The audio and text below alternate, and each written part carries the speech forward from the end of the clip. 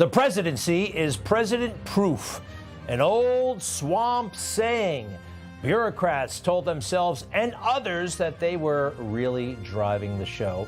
And when President Trump first showed up in 2017, they were scared, and they got very busy trying to sabotage that administration. They tried every single day. Even still, there were amazing successes from Trump term one, even though he was surrounded by swamp dwellers recommended by, well, other members of the swamp. General Mattis, General Milley, General Kelly, and the rest, all of those guys. I mean, it really is amazing what he was able to accomplish the first time around, but even more amazing, what he learned every step of the way. He hosted that show called The Apprentice. Well, in a way, this was the ultimate apprenticeship. One of the reasons why he had to go with people like Milley and Mattis and the rest, he didn't know anybody. He was not political. Now he's ultra political in the best possible way, and he is so amazingly equipped to do this job. Folks, this is what leadership looks like. Did you see Capital One Arena and last night at the Oval Office? A man with the plan. He is not playing. He is not playing. And if you go to the White House website, which has been newly updated, this is what you'll find. America is back. I've never seen a government website quite like this. And it's not just all kinds of cool features. It has the policies that will define this administration. And they are available to everybody. They're not hard to find on the website. Putting America first in international environmental agreements. How about that one? Declaring a national energy emergency. It goes on like this. Application of Protecting Americans from Foreign Adversary-Controlled Applicants Act at TikTok. Declaring national state of emergency at the southern border of the United States. Realigning the United States refugee admissions program. It goes on and on and on like this. And it's fantastic. It's just what he campaigned on. This is another thing that throws a kind of a wrench in the system. A president actually doing what he told the people he would do and doing it with gusto. Now, a couple of things, just little observations about yesterday, if you don't mind. When he first emerged from Blair House, that's like that little townhouse across the street from the White House. Well, in 2017, you could see him.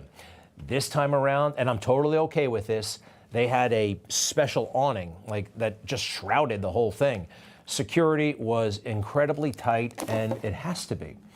It has to be going forward, right? And he can't breathe easy for a long time, maybe ever, while he's president. All right, things started at that St. John's Chapel right across the street from the White House. I noticed something when he showed up. Were you watching early in the morning? Take a look.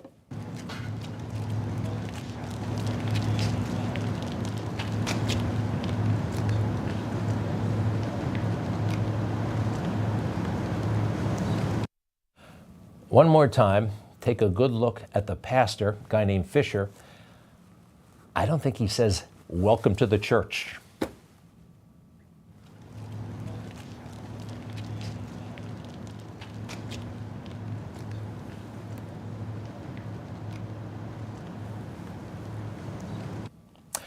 I don't think he wanted to welcome him to the church. Pastor Fisher and some of the other people who have worked at that church, well, this is what the church did back in 2020. Talk about a church trying to make a political statement, putting BLM on the front. They were traumatized, I hear, by President Trump holding that Bible. I still can't understand why people find this offensive, some people. A president of the United States in front of a church that has been saved by law enforcement, holding the most powerful book in the world up high for everybody to see. I don't have a problem with that. All right, next stop, after the church and the possibly politically woke pastor, to the White House.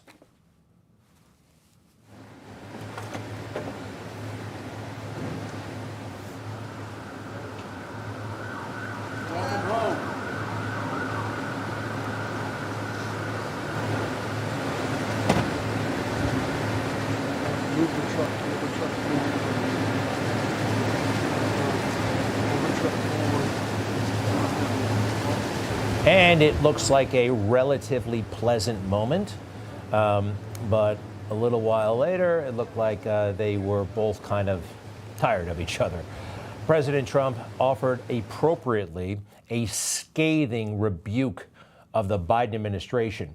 And nobody deserves it more than Joe Biden. I have absolutely no problem with it. Official Washington was like, oh, that was so in breaking with decorum. Actually, it's not. You can go back, look at Obama's speech. He trashed George W. Bush. George W. Bush trashed Clinton.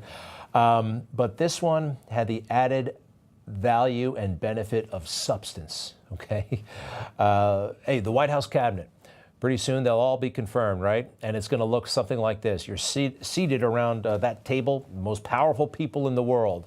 But on Inauguration Day, before they're confirmed, you got to get on the bus. It's kind of interesting. You got the Secretary of State, you got all these incoming secretaries, and they got to ride the bus. That's how it works. Another little thing I saw, very rich people, multi-billionaires, just kind of getting a taste of what it's like for the rest of us. When's the last time Jeff Bezos had to wait online, or Mark Zuckerberg for that matter? You know, some people say we should never trust these guys. I think maybe we should never trust these guys, but you can cut them a little bit of slack. Maybe they were reading the fake news, right? Maybe they were just kind of swept away. Maybe they never thought that the media would lie to them just like they lied to us. It's possible. All right. Did you see Obama when he showed up? Talk about a guy who knows he's being looked at. Watch.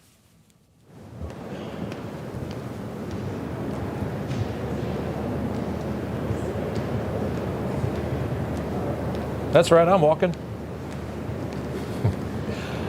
And no Michelle, people noticed. Well, more importantly, what I saw when President Trump arrived, a supremely calm and confident man with wisdom and benevolence, who is committed to becoming a unifier and a peacemaker. Watch.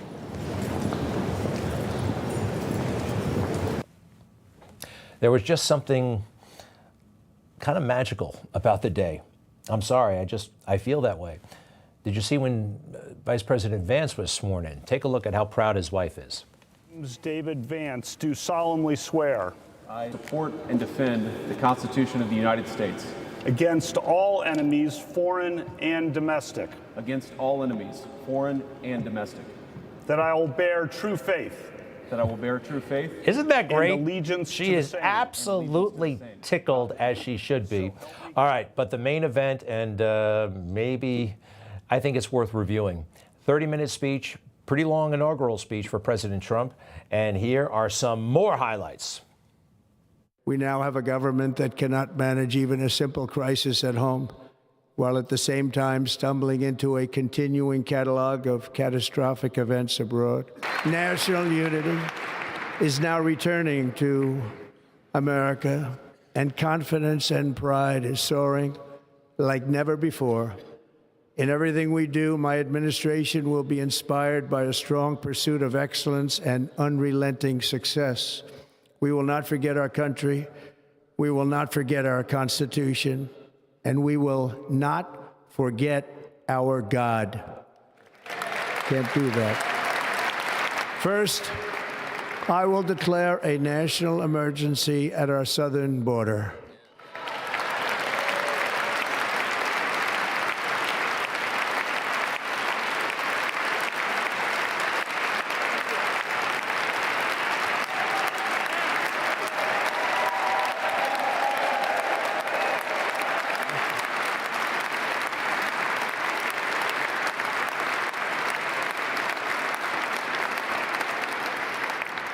All illegal entry will immediately be halted, and we will begin the process of returning millions and millions of criminal aliens back to the places from which they came.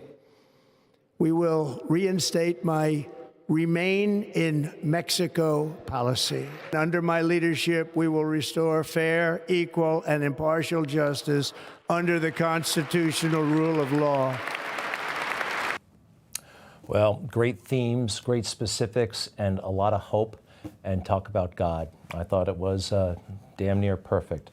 All right, and as great as that moment was, I don't know, maybe this is even a better moment, and one that he engineered. Let's go! Let's go! Keep it down! Let's go, Gilbert! Brother! Oh, yeah! Yeah. Let's go. January 6ers, January 6 hostages, the moment they were released from federal prison. A beautiful thing. Promises made, promises kept. Absolutely. So happy for you guys and women. So many of them over-persecuted, over-prosecuted, on and on and on. How many were pardoned yesterday? Nearly 1,500. 14 had their sentences commuted. They'll take a look at that.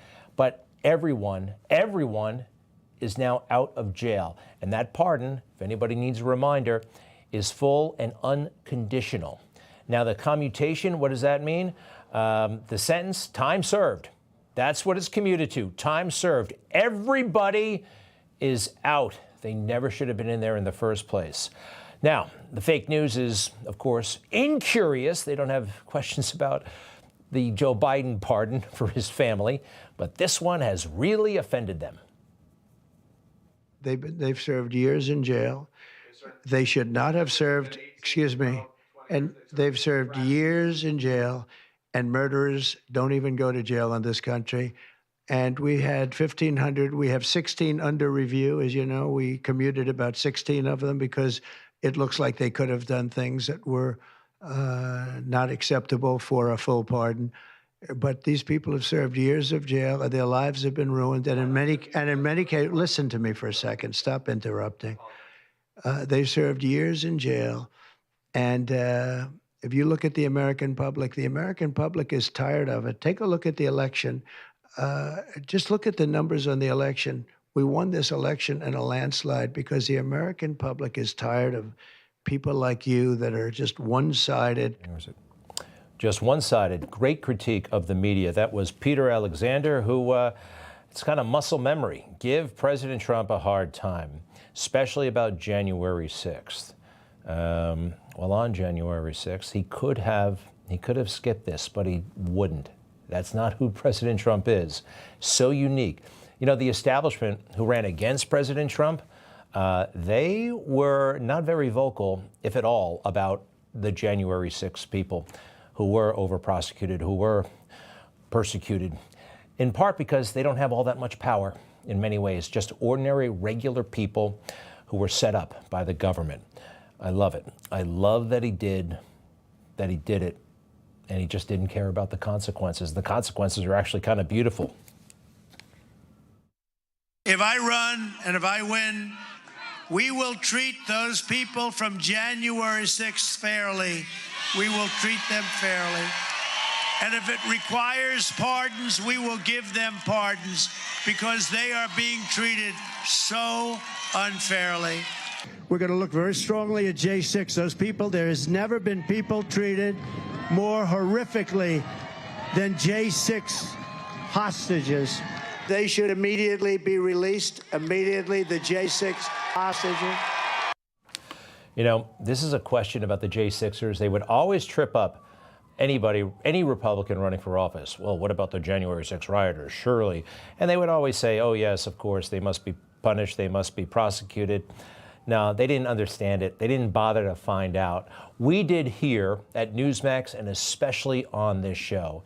And routinely, quite frankly, I was mocked and derided by the fake news. How dare Greg Kelly make these points? How dare Newsmax point out that the cops are phony? How dare he say those things? Well, it was a pleasure and an honor to be associated with those great January 6 heroes. And it goes on and on and on like this. Perhaps of all these headlines, my favorite was just published yesterday. Can I show you that one? We can go on all night with these fake headlines, these nasty headlines about me from the fake news. Newsmax's Greg Kelly, Donald Trump pardoned vulnerable, not very powerful, regular, ordinary patriots. And it's awesome. I also would like to thank each and every one of the January 6ers who came on this show. Information. Truth. Is freedom. Is Newsmax. It's real news for real people.